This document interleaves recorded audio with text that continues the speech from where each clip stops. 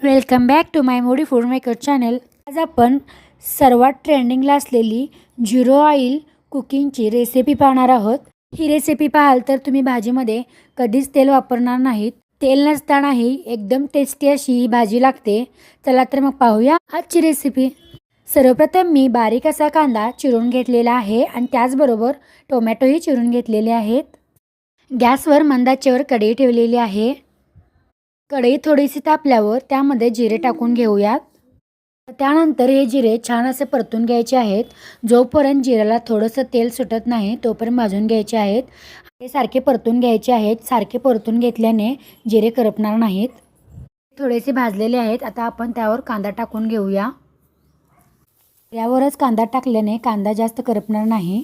त्यानंतर छान असा कांदा हलवून घेऊया आपण। कांदा भाजोपर्यंत छान असा परतून घ्यायचा आहे। कांदा डसू नये म्हणून सारखं परतत राहायला हवे। कांदा छान असा भाजून तांबूस झालेला आहे। तर त्यानंतर घरामध्ये अवेलेबल असलेली चटणी टाकून घेऊया। त्यानंतर थोडासा मसालाही टाकून घेऊया।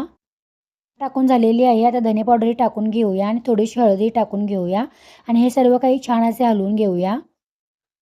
छान असं हलवून झाल्यानंतर थोडंसं पाणी टाकून घ्यायचे आहे। सर्व मसाले आणि कांदा पाण्यामध्ये मस्तपैकी शिजवून घ्यायचे आहे। आणि हळूहळू कमी होत असताना त्यामध्ये आता थोडंसं चवीनुसार नमक टाकून घेऊया।